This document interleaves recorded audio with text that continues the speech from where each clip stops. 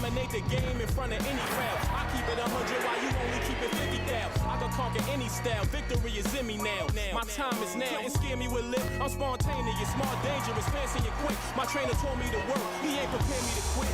I'm the only captain who's sailing this championship. I gotta hold down the city. I gotta let you know where I come from.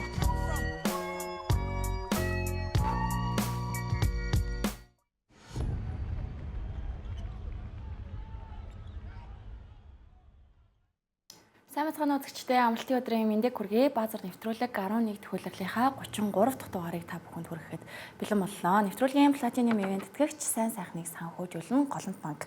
За тэгээ харж байгаачлаа өнөөдөр баазраа өргөхээр студид бид гурлаа ажиллаж байна. Богиахта баазраа эрт бичин гэж хэлсэнгөө. Өксийн спортын цорол дээрээс ор хүргэжсэн болохоор хэлсэнгээ. Тавсан бараа. Тэгээ ойлгож ирсэн хүмүүс шүү. Тэгээ дараагийн дугаар дээрээс бид танигдах баха. Улирлын сүүлийн дугаар дээр ямарчсан дөрүүлээ суух бах гэж найдаж байна Богиаха.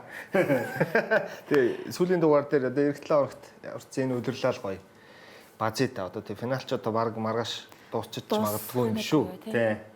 Яг дуустгүй маа гэхэд лав гарагт 6-5 тал гарах боломжтой. Тэгээ тэрэн дээр дуусчих магадгүй байх. За тэгээ ууг нь хөл бөмбөгийн дэлхийн аварга эхэлсэн яваад байгаа. Гэхдээ финалийн цувралын яг 3 дахь 4 дахь тоглолтыг 26 сая хүйдсэн 1998 оноос хойших хамгийн өндөр үзүүлэлттэй 3 дахь тоглолт болж байгаа юм байна шүү. 98 он ч одоо Майкл Жорданы сүүлчийн финал шүү дээ.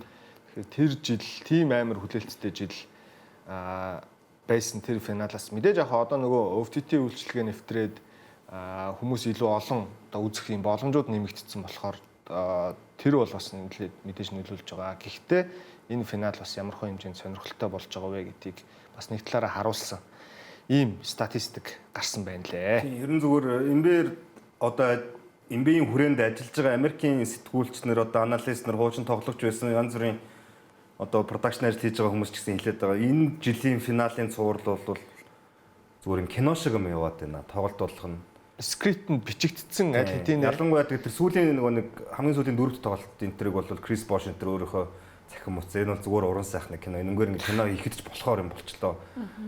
Тэгээ тэн дунд чинь ингээд нэг юм ямар үйл явдал өрнөл болж байгаа вэ гэдг нь өөрөө яг нэг юм уран сайхны кино шиг юм болчиход байгаа юм л. Түүхэнд хинч хийж байгаагүй зүйлийг хийхийн төлөө ингээд 15 минутын ярианы гарч ирээл дахиад эхнээсээ ингээд доороос эхэлж байгаа маягтай тий. Тэгэхээр угаасаа яг тэгээд нөгөө нэг хамгийн гол нь хүмүүсийн хамгийн хүсэж исэн багууд гараад ирсэн гэх юм уу. Тэгээ хамгийн гол нь Нью-Йорк гарч ирсэн нь өөрөө. Тийм.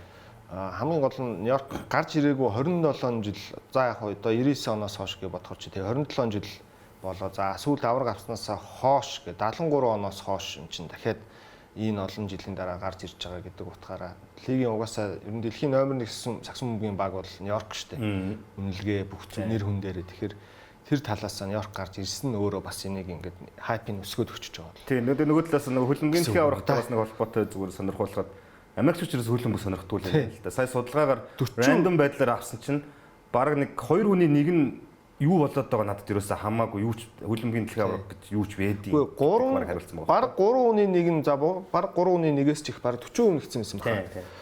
Америкт дэлхийн авраг болж байгааг ч мэдэхгүй байна гэдэг байгаа байхгүй.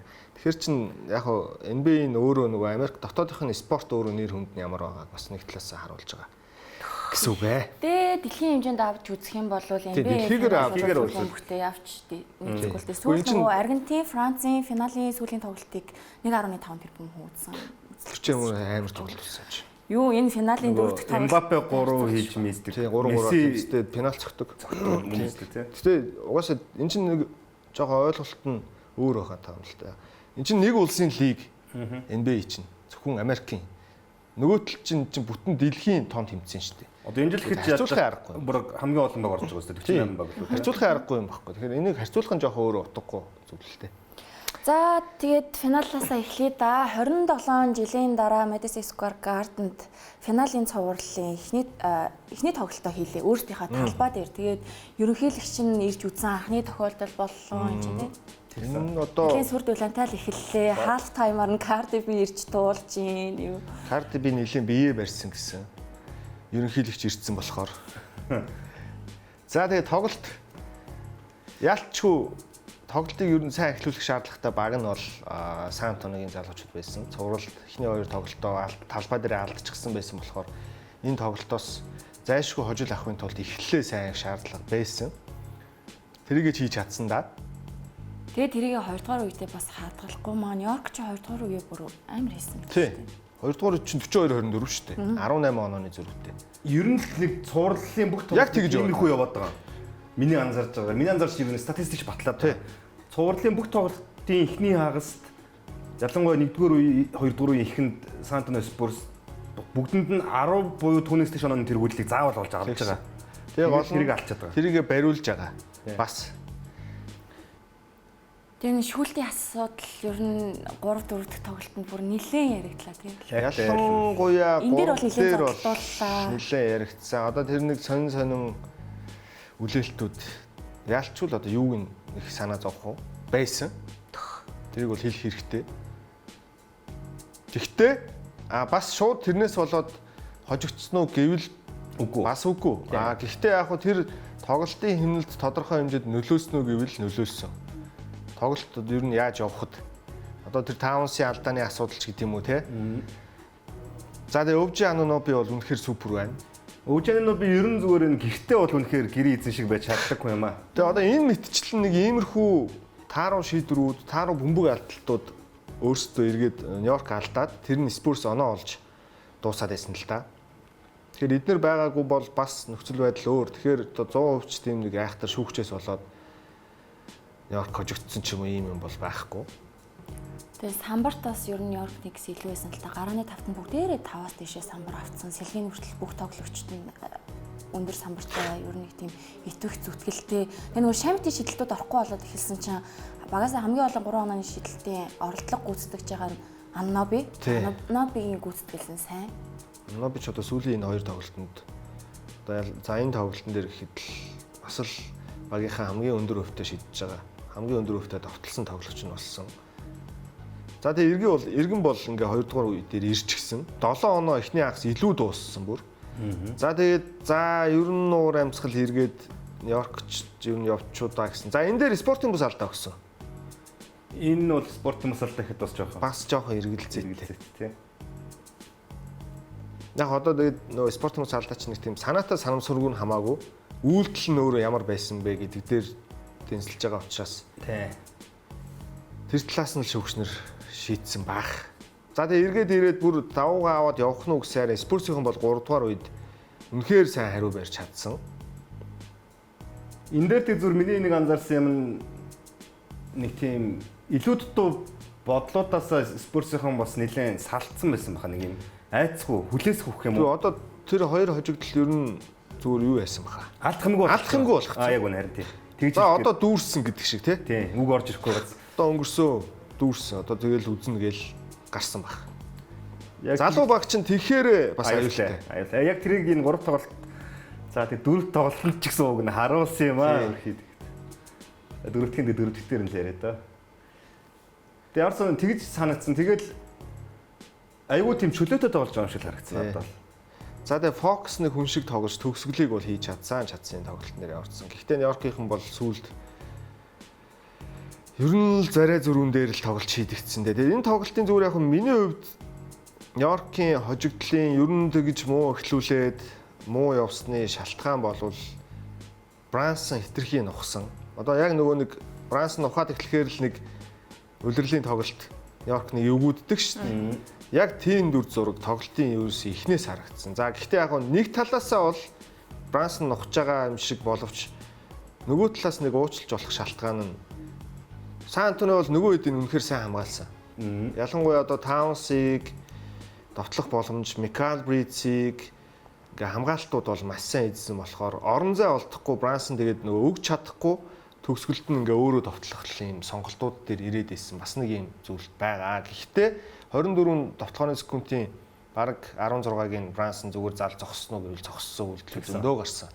Тэр бас одоо магадгүй зарим хүмүүс бол буруутгахгүй нөгөө хэд нь ингээ сулрахгүй ингээд үнэхээр сайн хамгаалтын эсрэг байгаа юм чинь гэж бодож байсан байх. Гэхдээ тийм ч юм байсан. Нөгөө талдаа бас Брансон өшөө шилжилтүүд хийх боломж байсан уу гэвэл бас уг нь байсан шүү дээ. Бөмбөгөө тойруулах тий. Тэгэхээр тэр тал дээр Брансон нэг жоохон ер нь яг Брансон зүгээр анх удаага ийм шүмжил өртөж байгаа бас биш шүү дээ.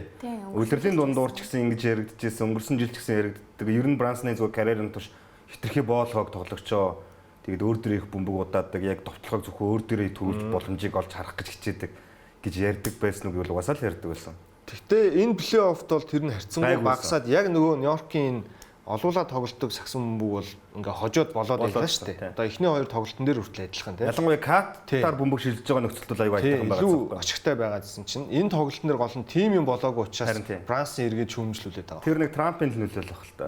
Ерөнхийлөгч ирсэн нэг өмнө сайн тоглолцох Трамп ч унтаад нэг Трамп сүүлдээ 2 дугаараас унтаад гисэн билээ. 80 гарсан. Статистик. Эсвэл бас нэг яриа гарсан. Финалийн MVP-гийн яриа. Тийм нөлөөлж л байгаа тодорхой хэмжээнд их баг. За тэгээ 3 дахь тоглолтын араас харсан статистикүүд гэх юм бол Вемби финалд хамгийн залуудаа 35 хийсэн 2 дахь тоглогч болж байгаа юм байна. За тэгээд Вемби Каслаар финалд хамгийн залуудаа аль аль нь 20-с дээш оноо авсан хослол болж байгаа юм байна нэг тоглолтод. За тэгээ 14 оноос хойш анх удаа Spurs финалд хожлоо. За тэгээд финалийн эхний 3 тоглолтод зочин багууд нь хоцсон түүхэнд ерөөсөө өмнө нь нэг л тохиолдол байсан юм байна. 93 оны Phoenix Suns Chicago Bulls-ийн финал дээр эхний 2 тоглолтыг Suns-ийн талбайд хийхэд Bulls 2 хожоод эргээд Bulls гэртээ ирсэн чинь Phoenix хожоод ингээд аль аль багуудынхаа талбайгаас эхний 3 тоглолтоос зочин багууд нь хоцсон юм. 2 дахь тохиолдол энэ цувралын 3 дахь тоглолтын дээр боллоо. За Knicks-ийн 13 дараас нь цуврал нь ингээд зогссноор нөгөө аимшигтай Warriors-ийн ард ингээд түүхэнд бичигдээд хിവэр үлдчихлээ. 15 тгийг эвдэж чадсангүй. За тэр хэцүүлтэй.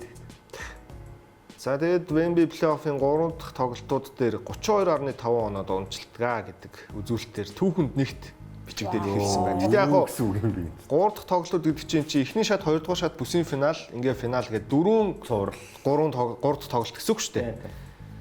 Тэрэн дээр ингээ 32.5 оноод унчилт юм байна. Амар л юм байна. За тэгээ KD, LeBron, Duncan нарын араас финалийн тоглолт 4 дахь тоглолт. Финалийн тоглолтод 32 оноо 8 самбар 6 дамжуулалт 2 бөмбөг таслалт 3 хаалт хийсэн. Ерөөсөө түүхэнд өмнө 3 хүн байсан бол дөрөвтг нь ингээд Wemby болж байгаа юм байна. Нөгөө 3 нь бол Hall of Fame-рууд, домгууд.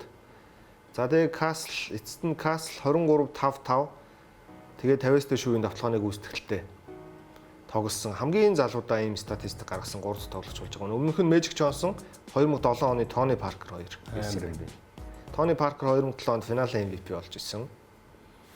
Тэгээ нөгөө эхний 1-2 дахь тоглолтыг өнгөрсөн базараар ярьсан шүү дээ. Тэгэн гур тэн дээр Wemby яг нэг тийм үксийн эсрэг байсан шигэ байхгүй нэг сайн тоглохгүй л байгаа юм шиг санагдсан. Тэгэн гурт 3 дахь тоглолтын дээр Wemby үнэхээр яг онцгой нөгөө мангасаас ирээсэн юм шиг тоглонгорт яг хожиж байгаа байхгүй. Тэгээ карьерийн анхны финалийн хожил.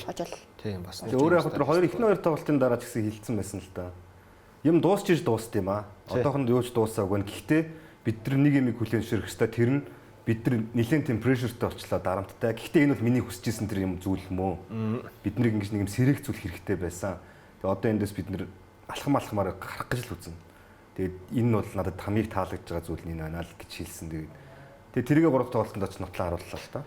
Тэгээ 3 дахь тоглолтын дээр шүүлтийн асуудлыг зөвхөн дэлхийд даяар ч юм уу зүгээр хитэн сэтгүүлч нар ч юм уу шүүмжлээд фэнүүд ч юм уу шүүмжлээд гомдлоод байгаа юм биш. Энд чинь Нью-Йоркийнхан хүртэл өөрсдөө ялангуяа Майк Браун засгалжуулагч өөрөө энэ шүүлтийн асуудлыг бол бас шүүмжлээд амжсан.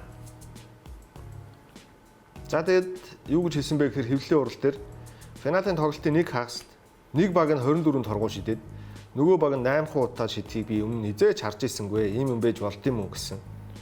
Тэгвэл энэ бас нэг catchтэй. За 4-р үеийн эхэнд Нью-Йорк өөрсдөө багийн алдаа нь баг 10 дахь минутын дээр багийн алдаа 4 болцсон шүү. Тэгсэн. Тэгэхээр яах вэ? Эсрэг баг нь илүү бодтой талбарууд дайрна. Ер нь ч зүгээр их дайрч тоглож байгаа баг шүү. Тэрийг одоо баг бид нар ч зүгээр нэг хоорондоо тэмцээн хийсэн. Айлаа алдаа 4 болцсон шүү. Одоо дайрыг гэдэг шүү дээ. Тэр бол зүгээр сагсан бөмбөгийн энгийн ойлголт, энгийн элемент шүү дээ. Тэгэхээр тэр бол тодорхой байсан. Тэгжиж бас олон торгуул шийдсэн. Ер нь бол. Тэгэхээр зөвхөн Майк Браун засгажуулагч ингэж шүүмжилж байгаа нь яг нэг талаасаа шүүгчдийг шүүмжлээд байгаа юм шиг боловч чинь дараагийн тоглолтын дээрээ шүүгч нарт дохио өгчөж байгаа ийм шүүмжлэх байхгүй. Нөлөөлж гэсэн үг шүү дээ. Энэ тоглолт бол угаасаа тэгээ болоод өнгөрсөн юм чинь. Дараагийн тоглолтын дээрээ л дохио өгж байгаа. Тэгээ тэр нь ер нь бас харагдах шиг болсон да. Дараагийн тоглолтын дээр. Торгуул шидсэн тоог нь ер нь харах юм бол. Тэгээ энэ тоглолт чинь 4 онооны зөрүүтэй дууссан тоглолт ч тийм. Торгуулийн шийдэлт нь 24-8 байна гэдэг зөв фэнүүдийн дургуй хүртэл маш их хүргэсэн. Тэгээ нэлээд юм болсон юм байна лээ. 21 хүн баривчлагдсан гэж байна. Ямар ч сан зөвхөн энэ 3 дахь тоглолтын араас бол 21 хүн баривчлагдсан байгаа. За цувралын дурш одоо хэд юм бүү мэд шүү дээ. Одоо энэ сүүл 4 дахь тоглолтын араас 56 хүнийг нийтдээ баривчилсан гэсэн мэдээ гарсан байна лээ. Тэгээ Нью-Йорк хот бол зүгээр дэлхийн аварга яг нь Нью-Жерсигийнхэн цэнгэлтгэд болж байгаа л доо. Гэхдээ ер нь хотоо шатаачих гээд байна. Нөхдөд чинь. Тэгээ сошиалараас нүд талтрам амар бичлэгнүүд зөндөө. Цагдаагаа зодчих. Нөгөө юугаа тайлахгүй бол өмсгөлөө явахгүй шүү зодуулаад байгаа. Цагдаагаа зодно, годомжинд байгаа машин тэрэг бараг шатааж байна. Үгүй машин тэрэг том одоо манайхаар юу шиг микроавтобус шиг юм дээр ингээ гарч мараа зогсцсон. Тэр гэрлийн шом монг ингээд замын тэр Porsche кинон дэр гардаг шиг л юм болоод байгаа юм. Ийм эмэг замбраагүй байдал. Тэгээд ямар ч утгатай юм. Гол нь энэ асуудлаас ч болоод нөгөө эрүүгийн хэрэг үүсэж байгаа. Тэгээд энэ баримтлагдсан 21 хүнээс 13-т нь эрүүгийн хэрэг үүсгээд эрүүгийн хэрэгт одоо шүүхэд дуудаж байгаа юм зарлан дуудах хуудас өгөөд гэрт нь буцаацсан юм билэ. Одоо батлан даалтаар түр гаргацсан гэсэн үг. Гэхдээ дараа нь энэ эрүүгийн хэрэгээрээ шүүхэд дуудагдаж очиж ял магадгүй шийтгэл сонсох ийм аюултай нөхцөл байдалд орсон байгаа гэсэн үг. Тэгээд яг нь Нью-Йоркийн фэнүүд угаасаа Саксумгийн галзуу фэнүүд байдаг. Зөвхөн Никсийнхаа ч биш. Одоо эн чинь Нью-Йоркийн Madison Square Garden-д том одууд ирээд яагаад сайн тоглолт гаргаад энэ ордны дээд рекордыг эвдэхийг хүсээд идэм бэ гэдэг чинь энэ ордны үзэгчид ямар ч супер од тоглогч ирсэн сайн тоглох юм бол босоод алга таш чаддаг фэнүүдтэй байхгүй уг нь. Гэтэ одоо яг баг нь финалд гарч ирээд бүр эцсийн тавцанд ирсэн чинь харин жоохон хүнээ байж эхэлж байна л да. Харин хяналтаа алдчихад байна л да. Гэхдээ тэгээ хин ч байсан тэгэл байх л та энэ чинь. Бүтэ 27 жил болоогүй юм. Гэхдээ мэдгүй тэгээ манайх Олимпийн анхны аврагтаа болоход л гэж шатааж метаажгүй юмтан зодоогоо хөө. Тийм бас нэг талаасаа бол монголчууд ч бол тэр чинь энэ шиг юм болж байгаа шүү дээ ер нь. Сэтгэлгээ нь жоохон нөгөө Аз соёл барууны соёл хоёрын ялгаа нь бас тийм. Арай даруухан л да манай Азууд чинь тий.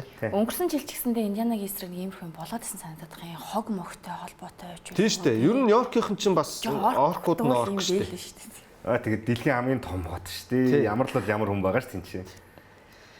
За тэгээ финалийн цувралын 4-р тоглолт руу шилжье. Энэ бол финалийн түүхэнд NBA одоо 79 жилийн түүхэнд бүх цаг үед яригдахаар ийм тоглолт болоод дундуур нь офио гарсан хүмүүс зөндөө байсан баха.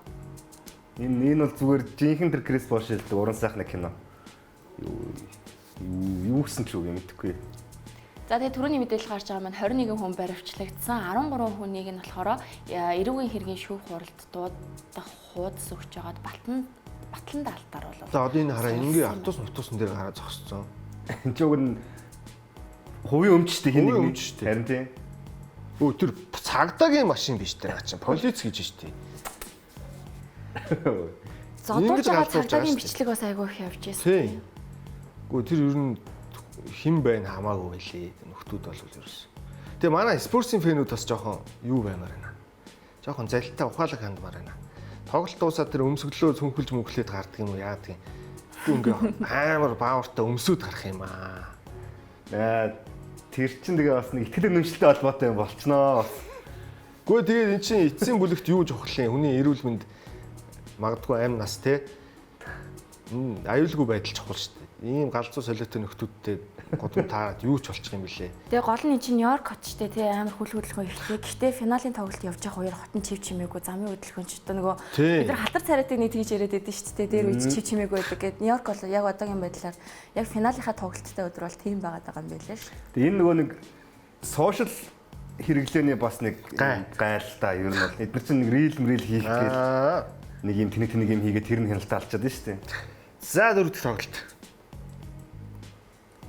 Би ингээл ер нь за спорт ингээд цоврал дуусж байгаа юм байна гэж бодлоо яг намайг тайлбарлаж орж ирчээ та энийг юуг нь үздэм би ч гэсэн ер нь бол одоо юуг нь нөх тэгж бодсон. Би ч одоо Нью-Йоркийг ер нь цоврал хожно гэдээ бодож байгаа хүн шүү дээ. цуврал эхлэх өмнө хэлсэн. Нөгөө амар Тэгсэн спорт чинь- хэрэгчлээ л гэж бодсон. Энэ тоглолтод ингээд эхнээсээ балбуулаад эхлэнгүүт за ингээд ерөөсөө цуврал хэржигтэй эргэжлээ. Тийм. Хэрвээ 2-2 болоод эргээд Спurs гэртээ очиж 3-2 болгож тэргүүлэл аваад за ингээд ер нь бүр 6 тэр дуусах нь уу эсвэл 7 гараад тэгээ Spurs баг хожоод ингээд бүх давуу талаа аваад дуусахаар болчлоо доо гэж бодож байлаа. Энд эхний агаас 14 холын шидэл оновчтой болгож байгаа Spurs багаараа. Тэгээд 70 гаруй оноо аваад түүхэн амжилт болчихж байгаа. Тэгээд тэр эхлэл нь ерөөсөө эхний 1 минутанд кат 2 алдаатай болоод суугаад тэгээ болчихж байгаа байхгүй юу? Тэгээ кат энэ цувралд ерөнхийдөө нийт цувралаар нь авч үзвэл талбай дээр хамгийн өндөр одоо нэмэх үзүүлэлттэй тоглогч нь байгаад байгаа байхгүй.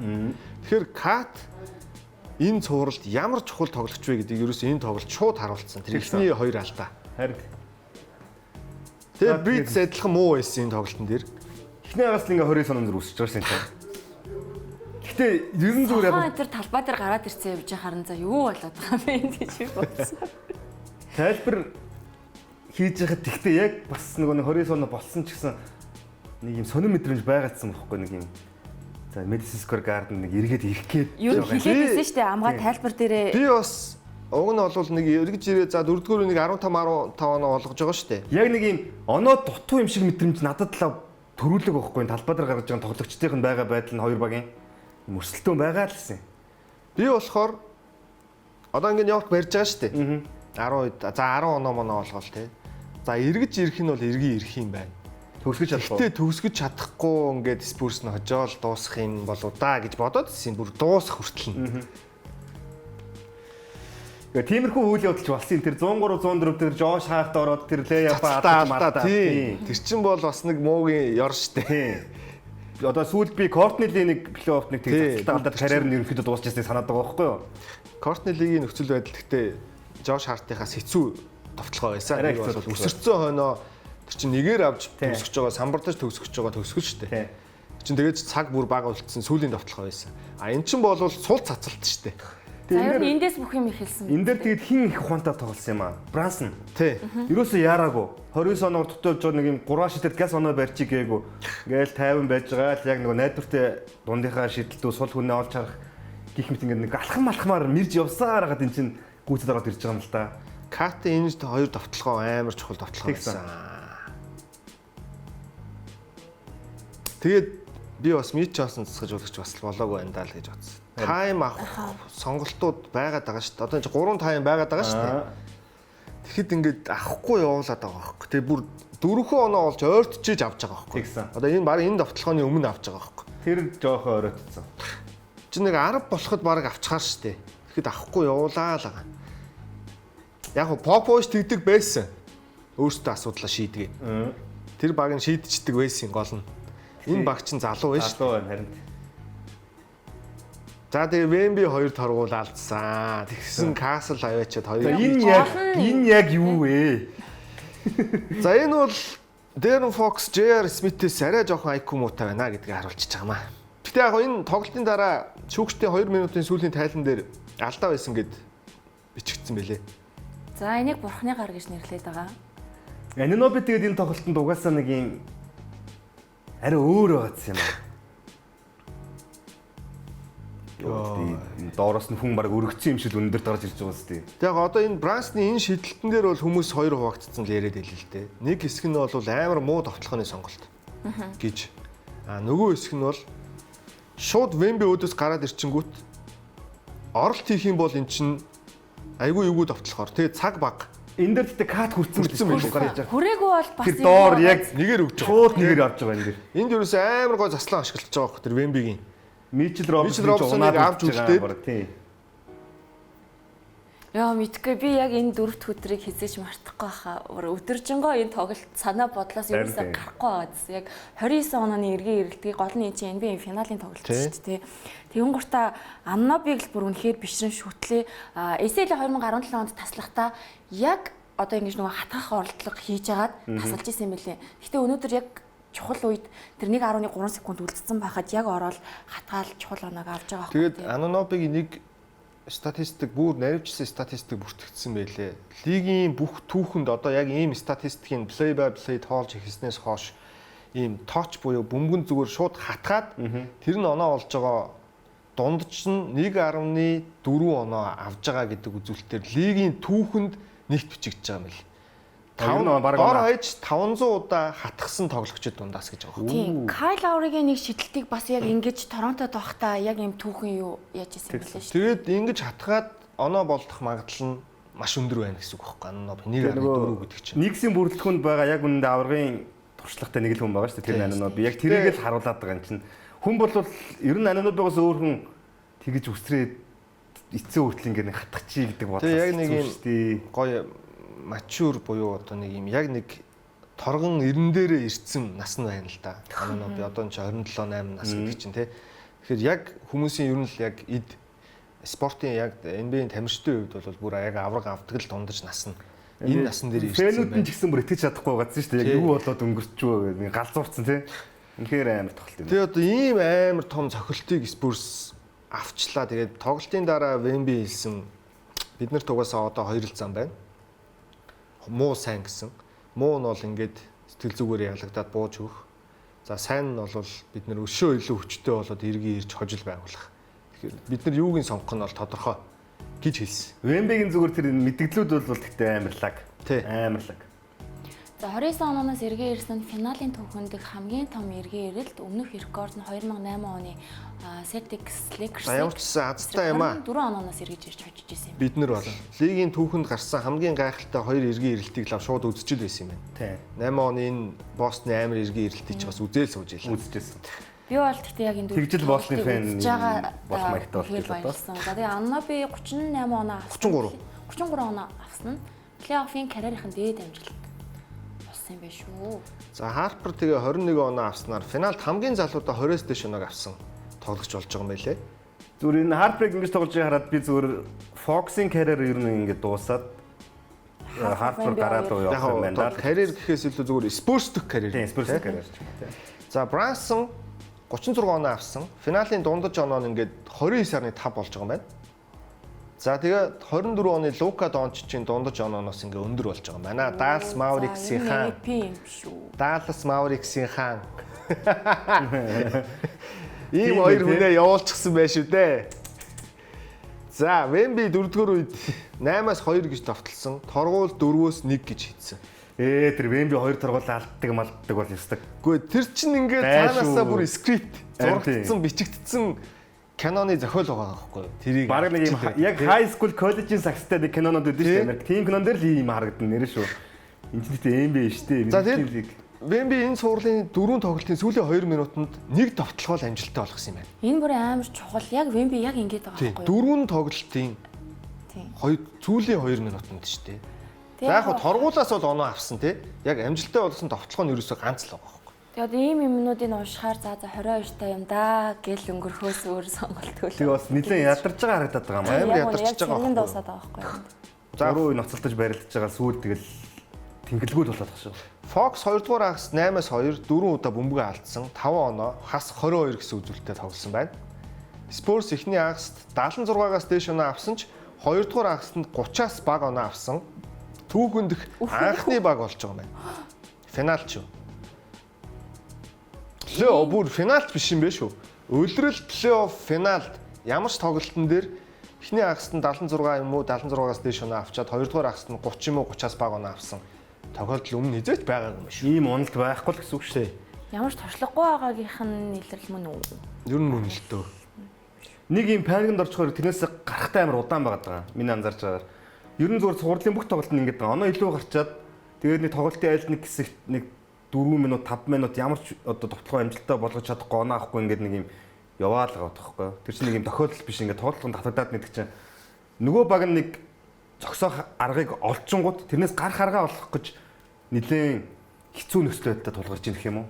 Одоо нөгөө сагсан бөмбөгийн IQ өндөртэй тоглогчид энэ төргээл айгүйх ярьдэн штэ. Тэгэн гурт Fox, Ananobi хоёр дээр яг энэ дөрөвдөх тоглолтын дээр тэр миний бодлоор амар мэдэгдсэн. Fox бол бөмбөө бариад зутаах ёстой байсан уу байсан. Тэгэн гурт тэнд Ananobi болохоор амар нөгөө туршлага заачиж байгаа юм л та. Тэгэн гурт өнгөрсөн жилийн финалд одоо OKC-гээс Caruso амар туршлага харуулж байсан. Тэгээ яг аврагын түвшний туршлага байсан байгаа байхгүй. Тэгэн гурт Fox яг аврагын түвшний туршлага бол угаасаа байхгүй шүү дээ. Тэнгуүт энэ хүн чинь плей-оффт тоглож үзсэн болохоос финалд бас тоглож үзег болохоор Fox-ыг яг Spurs-ийн туршлагатай тоглогч нь гэж хэлэхээр бас өрөөсгөлж юм шиг. Гэхдээ тий би энэ үед бас Харрисон Барнсыг нэг хийчихгүй дээ гэж бодсон. Яг тэр оноо нэг бариулж эхэлж яхад. Тийм. За нэг 10 оноо болоод ойртонгууд ядаж Барнсыг оруулаад нэг 2 минут тоглолтын цагаар байлгахад л буруу шийдвэр хийж гарахгүй. 50 болох байхгүй. Яг үнэ. Химэн л бол ингээд тогтворжиж ирэх байх. Тинчээ Барнс оноо авахгүй намаагүй. Зүгээр ингээд гүйж байгаа гүйлт нь байрлаа эзэлж байгаа нь нэг юм жижиг үйлдүүд нь хүртэл ингээд нэг юм арай өөр. Авраг аваад үзчихсэн өөрөө бүр тэр гарааныхын тоглогч байсан хүн чинь шал өөр шүү дээ. Тэгэхээр би бол яг энэ дээр үнэхээр финалийн туршлагатай ганц хүн Барнс юм чинь Барнсыгаа нэг 2 минут ядаж бүр тоглолтын цагаар ганцхан ч минут болтугай тоглуулчихгүй дээ гэж л бодсон. Тэгээд тэр улангийн саяны дээр хэлж байгаатай яг санал нэглэн л да Fox яг туршлагатай тоглогч мөн үг гэхлээр туршлага гэдэг чинь яг нэг юм насандаа биш юу үзсэн гэдэгтэй л байгаад тах шүү байна. Тий, одоо жишээ нь Бранс хин Анонопи бол жишээ нь заах финалийн туршлагатай гэж яригдж байгаа ч гэсэн яг үүндээ тэр финалд тэр плей-оффт тоглоогүй шүү дээ. 19 он гимтэлтэй тоглоогүй ерөөсөө. Удирдалтанд тоглолцоод яг плей-офф хэлэхэд Анонопи гимтээд яг дөнгөж 2 дахь жил нь ч байсан. Тэгээд Анонопи бол тэр финал минут огт нэгч тоглолтод оролцоогүй. Талбайд нэгч минут гараагүй. Гэхдээ тэр авраг авсан багийн нэг хэсэг нь байж тэр сэлгээний сандал дээр сууж л байсан юм баггүй. Гаднаас хараад юу болж байгааг хараад байжсан баггүй. Тэгээ өөрөө угаасаа энэ тоглогч маань энэ сэтгэл зүйн хувьд одоо манайхаар бол нэг дүнбийсэн гэж ярьдэн шүү дээ. Нэг тийм сэтгэл хөдлөлгүй, тайван, асар интроверт хүн гэж байгаа. Бүх дуу гаргахгүй, ер нь ярилцлага өгөх нь тун ховорхон. Тэгээ одоо энэгээрээ баг Их Британий түүхэнд хамгийн шилдэг сагсан мөрөгч болчихсон. Болцсон. Тий. Өмнө одоо Луулдингл байгаа л гү тий. Тэгээд Луулдингч яг бүр арлал нь бол эн чинь бүр Африк өөрөө Их Британий иргэншилтэй боловч яг үндэ одоо тэр улсын төлөө ч юм уу нэг яадгүй шүү дээ. Одоо илүү нөгөө Африк гооч хэлсэн юм гэдэг шүү дээ. Аноноби бол одоо яг бас Их Британий иргэншилтэй. Гэхдээ бас Африк гаралтай. Тэгээ Fox болохоор би ер нь Аннобиг хурдаараа гүйцэчин гэж бодсон гэх тийм ярилцлага өгсөн байлээ ш. Тэгвэл Аннобигийн ээж нь болохоор Нигерийн хамгийн шилдэг гүлтийн тамирчдын нэг байсан байгаа байхгүй юу. Тэгээд Fox лиг хүний андуурсан юм байна. Хүний андуурсан юм байлээ шүү. За тэгээ өвжи маань 23.8 оноо 4 самбар 1.5 хаалт 1 бөмбөг таслалт 58% довтлогоо 55.6% 3 шидэлт 92 орчим хувийн торгуулийн шидэлт гүйцэтгэж байгаа юм байна. Энэ финалд. За MVP-ийн ярианд орж ирэх үү? Юу бүр нэг рүү ороод ирчлээ. Тэгтээ Брансандаа л өгөх байх уу? Тэгэл баг та. Оныхоо дүнжир Бранс авбал тий. Тэгтээ зүгээр энэ бол яг үндэд 2015 оны Андре Игудолагаас амар үзүүлэлт байгаа сте. Бараг 60 55 90 биш тий. Тэгээ оноо тухайн үеийн ИГ-ийн оноо одоо хэд байсан юм мартчихж 15-аа хүрсэн юм уу? За шүргүүлжлээ баг та.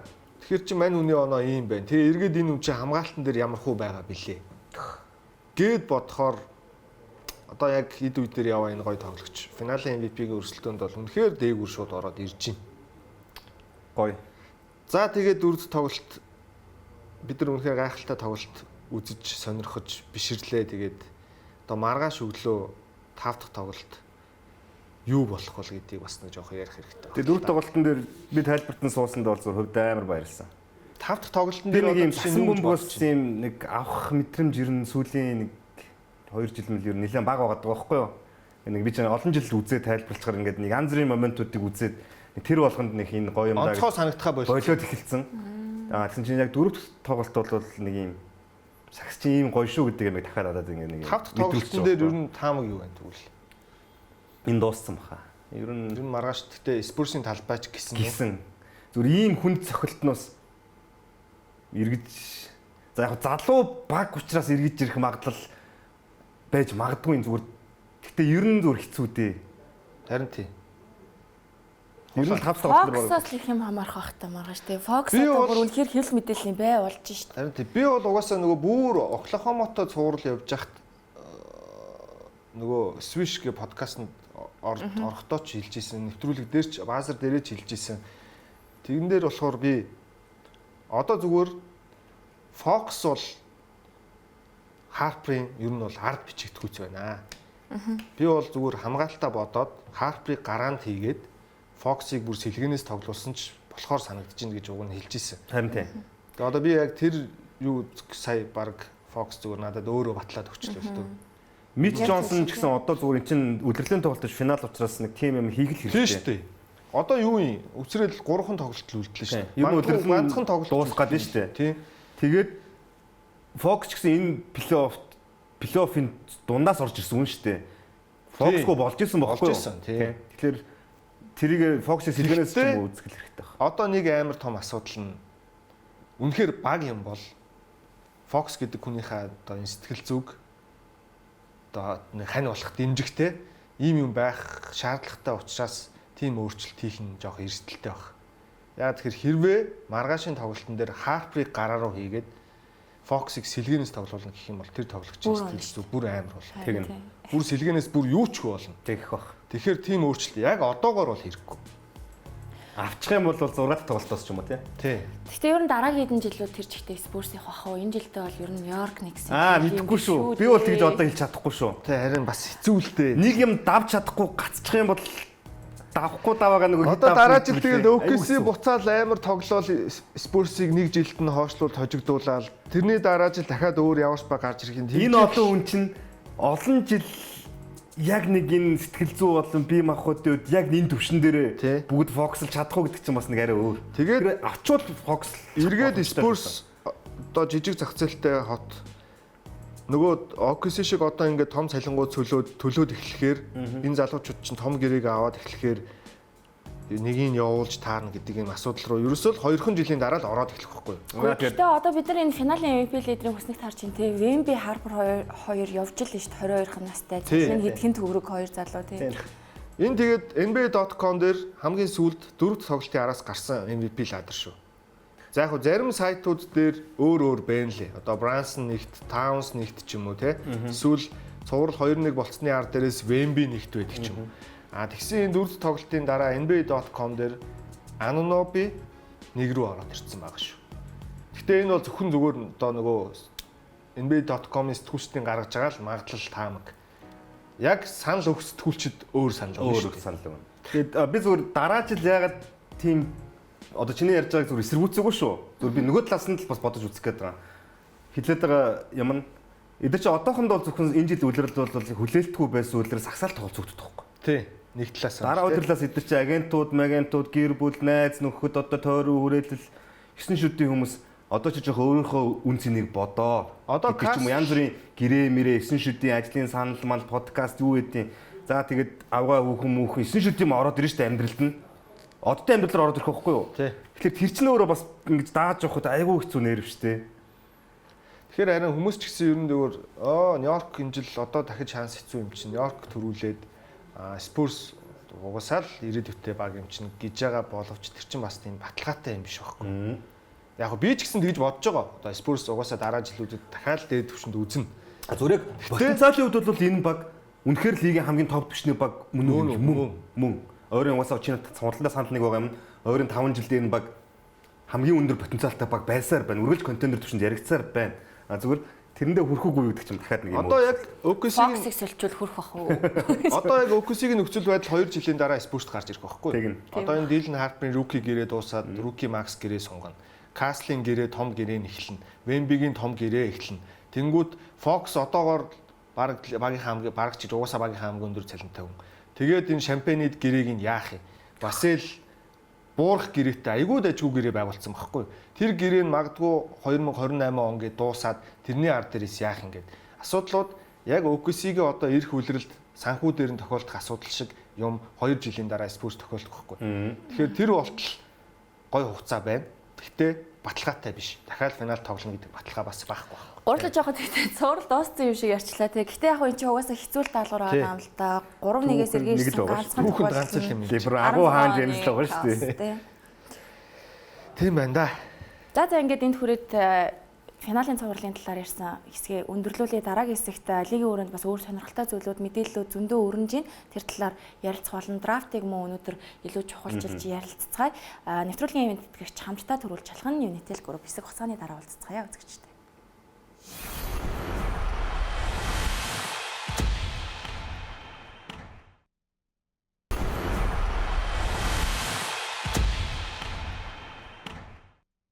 Эргэн тавтай морил Баазар улирлын 33 дахь дугаараа та бүхэнд хүргэж байгаа нэвтрүүлгийн ивент тэтгэгч Сагсан Мөмгийн спортыг дэмжигч Coca-Cola. За үргэлжлүүлэн солилцооны талаар ярилцгаая. Солилцооны мэдээллүүд гарсаар байна. Өнгөрсөн жил финалийн цувралын 7 дахь тоглолт болохын яг өмнөх өдөр нь KD-гийн солилцоо зарлагдчихсэн тийм. Энэ жил нэг тиймэрхүү зүйлүүд болох нь уу, яах нь уу? Одоо хамгийн 7 сарын 1-ээс өмнө ер нь бол солилцоо болно. Тэг юм. 6 сарда энэ драфтын үеэр нэлээд божинох баха. Тэгэхээр шинжтэй байна. Яг тэгэхээр энэ нөгөө шинэ цалингийн систем энэ бүх юмнаас шалтгаалаад энэ солилцоонууд бол ер нь яаж ч магадгүй. Тэгээ солилцооны ер нь ямар хөө мэдээлэлүүд байгааг бас харъя. За хамгийн ихнийх нь маш өндөр хүлээлт тавиад байгаа Шарлот Хорнетс баг маань Сабоносыг сонирхож байна гэж. Тэгээ оронд нь энэ Бритсээ өгж магадгүй юм яригадаад байна. Энэ бол ер нь ойрын хугацаанд болцохоор юм шиг байлээ шүү. Багийн ер нь удирдлагууд хоорондоо уулзсан байлээ. Ярилцсан байлээ. Одоо угаасаа тэгээ Сабонос явдаг нь ойлгомжтой болчихсон. Сакраменто ч явуулах нь тодорхой болцсон. Шарлот ч гэсэн энэ Бритсийн гэрээнээс салъя гэж шийдсэн байгаа болохоор энэ бол ер нь цалингийн сайхан ойртуулад авчурганд нь нэмээд хасаад одоо юу гэдгийг те ингээд сольчих байх. Плейний тоглолтод ер нь Шарлотод нэг гоё айгуу гоё туршлагатай тоглогч байхад л болцохоор л харагдадсэн. Сабонос амар тохирохоор санагдаад байна. Тий. Одоо тэгээд яг дөрөв дээр нь ашиглах хэрэгтэй байна. Тийм шүү дээ. 5 номер дээр тоглуулад энэ тоглогч чинь би одоо сандгийн OKC-д байхдаа 3 номер дээр тоглодог байлаа шүү Сабонос. Тэг анхны жилүүд нь тийм шүү дээ. Тэгсэн одоо бүр зарим Сакраменто чинь бүр 5 дээр төвийн байрал тоглуулад энэ үний чи зовоогоод дээ шүү дээ. За тэгээ Кайриг 3 баг сонирхож байна. Lakers, Minnesota, Detroit гинэ. Энэ нөгөө Лука байгаа учраас Lakers-ийн нэр ороод байгаа юм л та. Түүнээс энэ бол нэг тийм боломжтой зүйл бол биш. Detroit ч нэх хэрэггүй дээ. Detroit яг хөө зүгээр нөгөө KD хажууд бас нэг юм найруулагч хэрэгтэй гэж үзээд байгаа. Одоо ер нь багуу тим болчиход шүү дээ. Нэг хоёр найруулагчтай л байхгүй бол товтлогоо ер нь явах болчиход шүү дээ. Ундаг болчиход тийм. Хамгийн өндөр магадлалтай нь ер нь Minnesota юм шүү. Их ч яригадаад байгаа. Тийм, Minnesota хамгийн ихэнд яригдсан нөхгүй. Сүүлд нь л Lakers Detroit хоёр нэмэгдснээс биш. Minnesota энэ жил тэгээд яг бас найруулагч ямар хэрэгтэй аим сайн ойлгоцсон баг л да.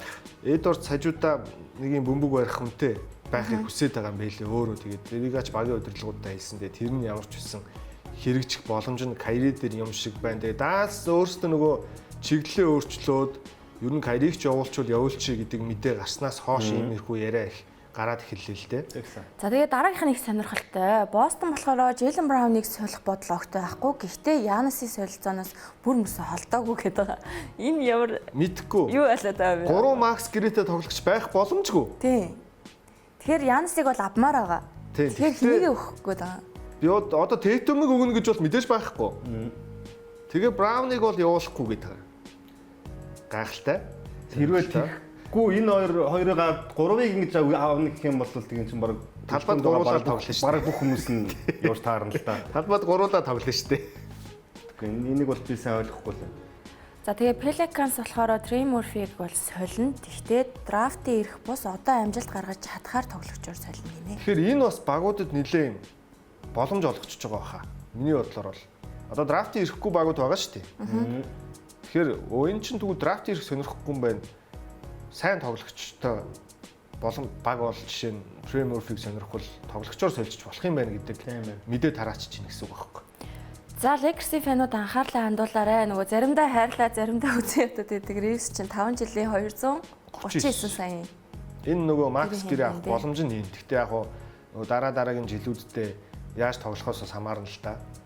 Гэхдээ Reeves-ийн өн ер нь сая унсан биз дээ. Тийм. Тэгэхээр энэ 239 сая тоглогч яг байж. Тэр харал та. Түүнийгээ ч өөрөө авахыг хүсэж байна гэж байгаа шин. Тэгсэн чинь бусад баг бол 4 жилийн гэрээ санд болох боломжтой шүү дээ. Дээдлэн. Brooklyn өнөөдөр гарсан мэдээлэлээр 4 жилийн 160 хэдэн саяын гэрээ санд болгохоор болж байгаа юм билээ. Тэгэхээр Lakers одоо харин яах юм байгаа. Яж хат Luka Reeves-ийг авч үлдгээд байгаа байхгүй. Хамгийн зовлонтой. Тэгээд авраг авахгүй хэдэн жил явъя л гэж байгаа юм шүү дээ. За тэгээ Стеф Лебро хоёрын талаар чи яар би энийг уншичаад бүрөөс нүдэндээ итгээгүй шүү дээ. Гэхдээ эн чинь гараад ер нь жоох удаж байгаа мэдээлэл л дээ. Тэгээ гол нь айгу баттай юм шиг их сурвалжуудтай мэдээлэл шүү дээ. Тэгэхээр би гайхаад мэдээлэлтэй байгаа. Угаасаа Стеф Лебронтой одоо ер нь ойрын хугацаанд уулзна. Тэгээд ер нь Леброныг багтаа авах талаар ярилцсан гэсэн мэдээ гараад байгаа. Тэнгүү тэрний ард дээрээс ерөөсөө LeBron одоо 2 сонголт байгаа юм байна гэдэг мэдээ шууд гараад эхэлсэн. Нэг нь Warriors руу явах, нөгөөх нь Lakers-тэй үлдэх. Яагаад тэгэхээр нөгөө Cleveland ч юм уу те Spurs гэдэг яригдчихсэн юмнууд чинь Spurs бол угаасаа одоо LeBron-ыг авах сонирхоор болчихсон шүү дээ. Cleveland яага боломжгүй гэхээр энэ улирал лигт хамгийн өндөр цалин татвар төлсөн баг. Second apron-оо давцсан баг. Тэгэхээр mid level exception буюу за нэг 15 сая орчмоор тоглогч авах боломж байхгүй энэ багт. Тийм байна. Чөлөөтэй гэнтээс. Тэгэхээр LeBron бүр ахмад тоглогчийн ветеран минимумаар л очдгүй бол өөр боломж бол байхгүй гэсэн үг. Тэгэхээр Cleveland энэ ярианаас шууд хасагчиж байгаа байхгүй. LeBron гэхдээ нэг сая бас энэтэй холбоотой зүгээр нэг мэдээллийн чанартай юм байгаа нь би багтаа бол үлдэж болно. Үлдэх юм бол гэхдээ надад хамгийн сайн багийг бүрдүүлж өг гэдэг тиймэрхүү мессеж бас өгсөн. Хамгийн эхлээд гэрээнийхээ нэг юуг нөхцөлийн талаар би хамгийн эхлээд өөрийнхөө одоо яг байгаа төвшөнд хамгийн макс төвшинг өгсөн. Хэрвээ энийг буудлага гэх юм бол гэдэг нэг юм шахааны юм руу орох тийм хандлагатай тийм мэдээлэл бол гарцсан байлаа. Гэхдээ LeBron Steph хоёр ер нь зүгээр энэ нийлэх магадлалтай гэдэг яриач нь баг сүүлийн 2 жил худалж байна. Яваалгаа. Тэгээд энэ хоёр ч гэсэн яг тэ монголчууд ярьдээс нэг хоёлоо нэг цайгаа хувааж уйдаа насны бөксөнд гэдэг шиг юм байж магадгүй нэрнгээсээ. Гэхдээ гэхдээ энэ хоёрыг яг нэг багт та нар үнэхээр хармаар байгаа юм уу? Warriors тул цалингаас гарах байхгүй юу? Одоо Porzingis чөлөөтэйгэнд болчихж байгаа. Тэнгүүд Porzingis-оо нэлээд бага мөнгөөр авч үлдэнэ гэж найдаж чинь гэсэн байлээ өөрөөсөө. Тэгэхээр боломжтой байхгүй. Хармаар байна. Би бол хармаар байна. Би бол хармаар байна. Хараад энэ хоёр чинь амжилт нь хамаагүй зүгээр хармаар байна. Хараад үлгэрээ гоё тасхыг гэж юу? Тийм нэг шигшээ дээрээ гоё тоглосон шүү дээ. Энэ хоёрыг бид нар сүүлийн үлрэлийн чинь ингээд нэг харах юм бол амар гоё моменттэй гэрчлэх байхгүй юу? Тийм. Гэтэ яг хөө фэний хувьд бол одоо сагсан бөмбөгийн фэний хувьд бол харах нь гоё.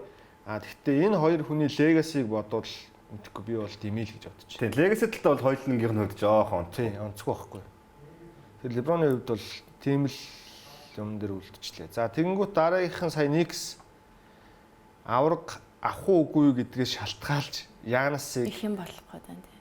Яах вэ гэдгээ Bucks шийднэ гэж байгаа байхгүй. Хэрвээ Knicks авраг авчвал Янасыг Knicks төгөхгүй. Угаасаа Knicks сонирхохгүй. Авраг авахгүй хожигчвал за тэгвэл одоо танад ийм хүн дутуу байгаа юм шүү дээ. Одоо Янасыг ав гэдэг юм а Bucks өгөх гээд байгаа юм шиг байлээ. Тэгэхээр Knicks авраг авчвал Miami хамгийн өндөр магадлалтай баг нь болно.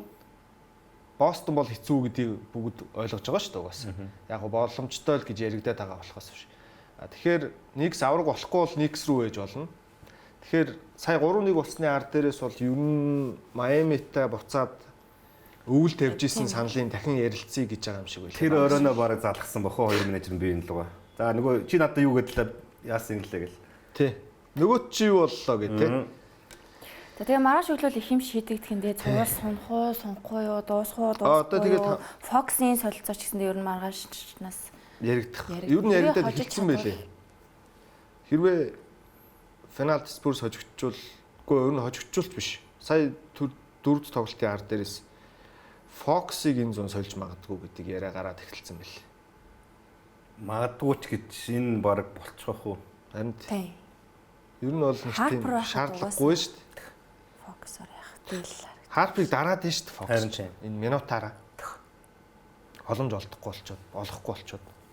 За дараагийн сэдв рүүгээ шилжиж энэ бол манай монголчуудад их таатай мэдээ байгаад байгаа. Тэгээд NBA Rising Stars болохоор энэ жил арай цар хүрээгээд тэлээд 24 баг оролцож байгаа юм билээ. Аз номхон 7 орнуудын багууд оролцсон. Тэгээд Австрали, Хятад, Япон, Солонгос, Монгол, Филиппин, Минитик, Индонез гэх мэтчлэн багууд донд Монголын манд гэмэртэй ч. Монголын эмэгтэй баг оролцож байгаа. Энэ бол нөгөө тухайн улсын өсвөрийн ийм сургуулиуд өөрсдөө одоо урилга авч оролцдог. За том улсууд одоо Япон, Хятад энэ төр бол бүр сонгон шалгаруулах тоглолт хооронд нь хийлэгж хийж сонгож байгаа юм байна. Арай сагсан өмгийн хөгжил арай доогуур улсууд дээр бол ийм invite буюу урилга өгөөд энэ маань өөрөө угаасаа Rising Stars Invitational буюу урилгаар ингэж оролцож байгаа тэмцээн. Тэгээ U18 тий? Тийм U18 буюу 18 хүртэлх насныхны донд сургуулиудын шгшээ овоод донд одоо урилга өгж оролцуулж байгаа юм. Өнгөрсөн жил манайхаас бас 2 баг орж ирсэн. Орсон. Нэг нь Эрдэнэтийн баг. Эрдэнэтийн 1-р сургууль байлуу да. За нөгөөх нь Улаанбаатарын сургууль байсан санагч чинь эмэгтэй эрэгтэй баг орж ирсэн бол энэ жил эрэгтэй баг байхгүй юм байна.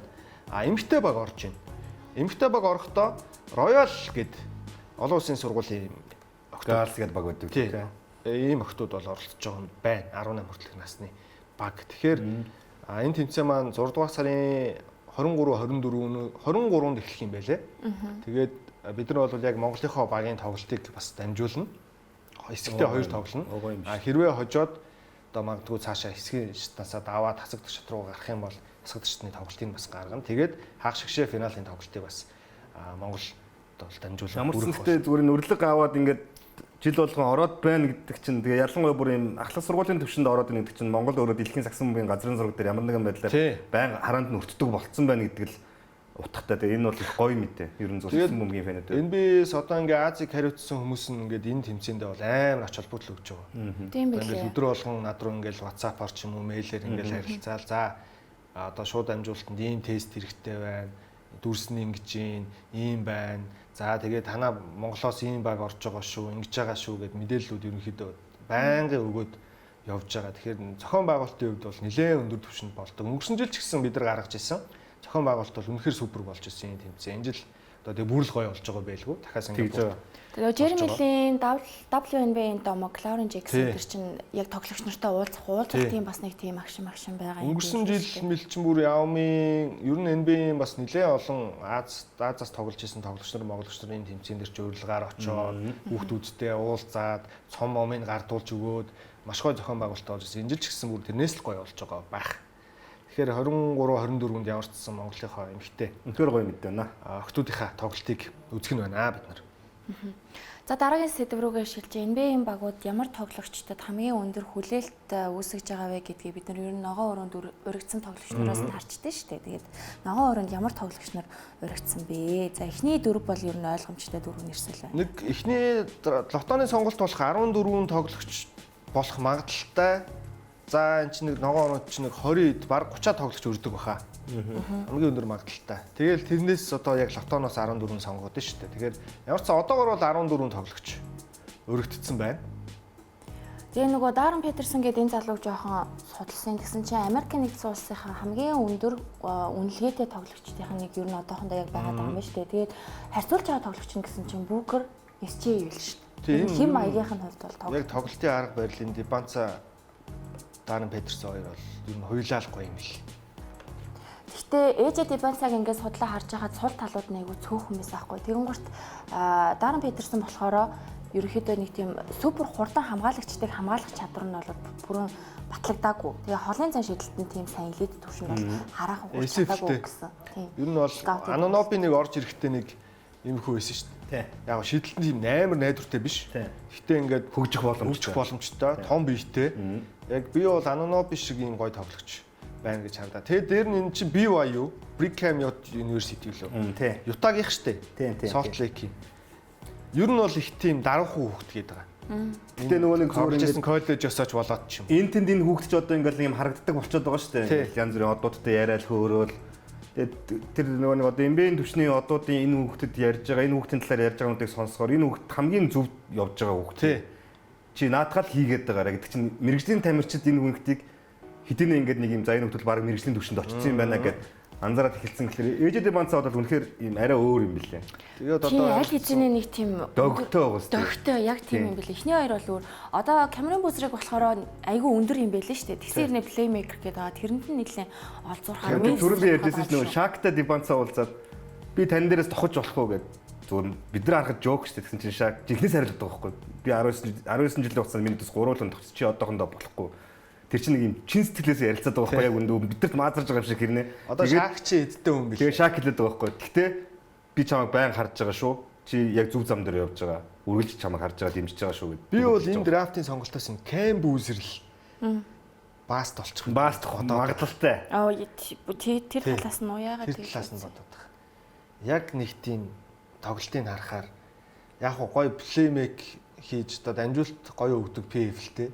Тэгтээ яг нөгөө үеийнхээ хэмжээнд энэ шууд үнэлэгдэж хурж тоглож чадах уу гэдэг дээр бол жоох эргэлзэж. Тэгээд ер нь зүгээр харахаар бас нэг юм аавын сүйдэрт байгаа хүүхдүүд илүү хэцүү байдгийг. Гэхдээ Бүүзрийн хоёр ихэр шүү дээ. Тий. Нөгөөх нь бол их сайн биш юм шиг Сайн байна. биш. Яг Кэм Бүүзер нь л сайн байгаа. Шингүүнтэй тэгээд залуу үеийн Кевин Ловтой харьцуулсан байсан шүү дээ. Сүүлд энэ Дариус Акуф гэж залууг бас нэлээд онцолж байгаа юм байна лээ. Тий, Акуф Жуниор гэдэг Наризанагийн Энийг бол бэлсэн сонирхолтой. холбогч. Одоо ер нь энэ Дебанца Петерсон, Кэм Бүүзер гурвал SF тэгээд PF ч юм ийм байрлалын хүмүүс байгаа болохоос биш. Тэрнээс хойш ер нь лотоны сонголтууд донд маш олон холбогч байгаа. Тэр холбогчдоос л одоо тэгээд зөвийн сонгондоо багууд маань. За энэ дундаас тэгээ онцлох өөр хүн гэх юм бол тэр Адемара гэдэг Мичиганы авраг амтан байгаа шүү дээ. 2021-т. Тэр чи одоо Закиди болох уу? Эсвэл өшөө илүү сайн одоо хин Донован Клинга энтер шиг те ийм тоглогч болох уу гэдэг сонголтын дээр бас байгаа байхгүй. Гэтэ яг ерөн зүгээр энэ тийм айхтар сайн биш гэсэн юм өндөр хүүхдүүдийг тэгэл авчтай л да багууд. Энд хэрэгтэй. Тэг авчихад бас буруутдаг юм л та. Ер нь энэ ихний лотон сонголт дунд байгаа баг хамгийн өндөр хамгийн цор ганц төв нь байгаа шүү дээ баг. Бусд нь ер нь л тэгээд Энэжлэн дээр авчихтай ер нь их цөөхөн тоглож байгаа тий.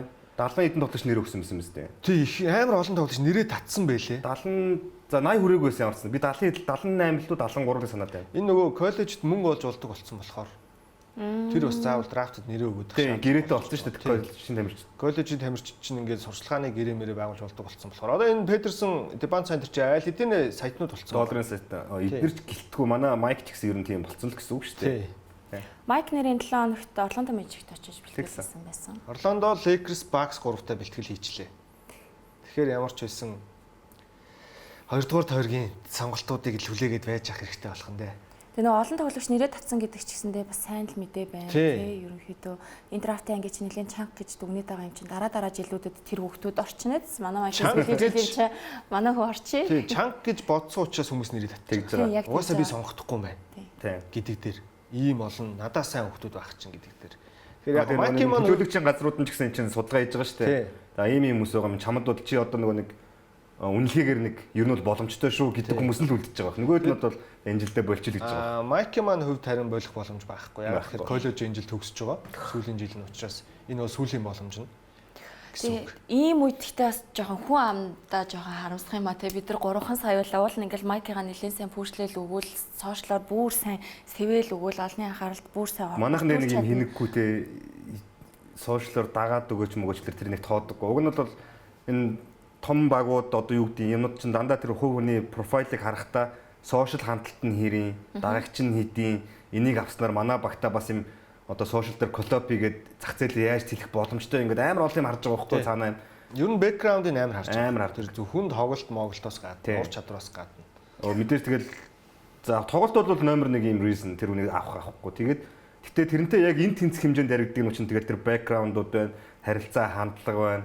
За тэгээд одоо нэг суур төлөвшөлт одоо гэр бүлийнх нь нөхцөл байдал эсвэл шүү дээ. Нэг тийм гой нэг юм стори байх хэрэгтэй биш тэр тоглогч чинь тийм. Уг нь маркет байдаг шүү дээ. Тийм шүү дээ. Монголын Globetrotter байсан. Америк тоглож ийсэн тий. Өөрөө яг Майк чинь бол Phoenix төрсөн шүү дээ. Америкт төрсөн хүүхд шүү дээ. Тэгэхээр чин ер нь бол бэкграунд нь бүх юм гоё бүрдсэн байгаа. Одоо зүгээр багууд л Майкийг маань яаж сонгох нь тий. Тэгээ энэ жилийн Майк чи ерөөсөө тасгалжуулагчийнхаа итгэлийг бүр хамгийн сайн олцсон хүүхдүүдийнх нь яг харахгүй байгаа цаа. Тоглолт эвгүүрэх болгонд за Майкийг гаргая гэдэг бүр яг тэр итгэлийг олоод авцсан. Тэгээ яг коллежийн жилүүдийн ингээ харах юм бол дандаа өсөлттэй талд өөрийгөө хөгжүүлсэн байгаад байгаа байхгүй. Ер нь коллежид болсон бас үнцэнтэй штэ. Цөөхөн хэдэн тоглогчдыг байгаа, Лилард байгаа, тийм штэ. Тэгэхээр манай Майкаас энийг нь л NBA-ийн олж харах хамгийн чухал байгаа. Ялангуяа Bucks-ыг авчвал бүр гоё байна. Одоо зүгээр яг сонгохдохгүй ч байсан нэг талаасаа тий. Эн чинь зүгээр бас нэг жим байхгүй. Тийм. Одоо тэгээд сонгохдохгүй байлаа гэхэд Майк маань өөр одоо олон улсын нэг л юм бэ хүмүүсээс гуймаар боломж байгаа. Сонгогдохгүй байлаа гэд бити янз бүрээр яриараа. Эн чин хүмүүс хагалж явна гэдэг чинь өөрөө хэр баргийн аав юуг нь чаддаг юм биш байхгүй юу? Энэсэд анх удаага тэтгэлгээр тоглож байгаа Монголын анхны тамирчин.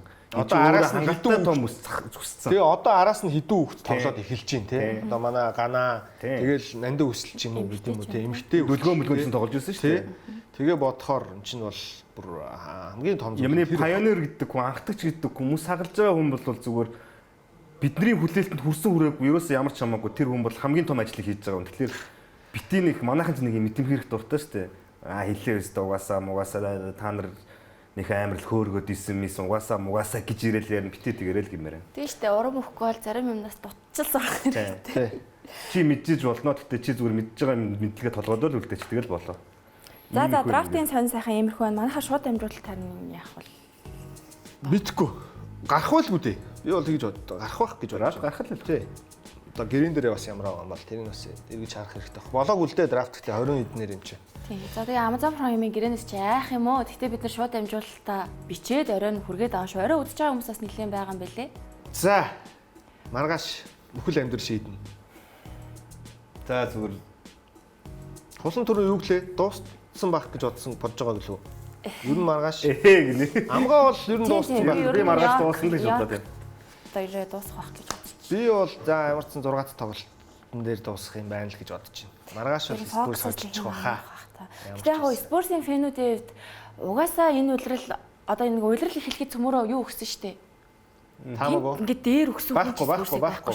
Би л хамгийн дээр нэг 4-т өгсөн байсан. Тэрнээс би бол 4-өөс би бодохоор энэ багч финал гараад ирсэн юм чинь энэс би үлрэл явуулсан шатаараа тийм. Угаасаа Спурс өгчээсэн санагдаад тийм. байгааг болохоор фэнүүдэд нь бол хүчүр бүрэн гоё байгаа л. Гэхдээ тэгээд яг нөгөө заа гэд орхихгүй л дээ фэнүүд чинь. Тэгээ нөгөө Spike Lee-ийн хэлцээ нэг тийм шатнд гараад ирсэн юм чинь. Spike Lee юу гэж хэлсэн бэ? Би OKC Minnesota Denver Spurs гэдэг 4 рүү бичсэн. 2 4 бичсэн. Би бол 4 бичээгүйгээ мэдж байгаа. За окей. Spike Lee Spike Lee болохоор ер нь ингээд туулах систем маа туулж ижил авраг болно гэж хэлсэн байсан. Яг нь Knicks-ийн фэнийг хэлсэн үгч гэсэндээ ялчгүй нэг тийм туршлагатай хүн. Сагсчин мэддэг хүн байгаа байхгүй юу тэр чинь тийм. Spurs. Дэмжижсэн шүү гэхдээ. За яг зүгээр энэ Spurs энэ жил авраг авахгүй байсан ч гэсэн зүгээр Wembley-ийн хувьд бол аврагын төлөө дайралтыг дахиад өчнөө олон жил байгаа. Тийм. Дайралт хийх шүү. Бас эрт авчвал бас яг үндээс жоохон сонирхолгүй. Бид нарт ч гэсэн энэ үнд дахиад аваад л шүү дээ ингээ. Нэг аваад сурчих юм бол энэ аваад л шүү дээ. Одоо ингэ сургаж даврааж болохгүй гэж тийм. Ямар ч юм жилдээ тэгээд за тийм байна. Сагсан мөнгөний бурханд ингэ харж үзээд тах шиг байна. Маргааш тэгээ гоё тоглолт үзэх баха гэж найдаж байна. За баяртай тэгээ маргааш финалынхаа 5 дахь тоглолтыг жаргаж үзээрэй үзэгчтэй. Нэвтрүүлгийн ивент тэтгэгч хамтдаа түрүүлж харах нь Unitel Group, Сагс бөмбөгийн спортыг дэмжигч Coca-Cola мөн голон томт бидэнтэй хамтран ажиллалаа. Баяртай үзэгчтэй.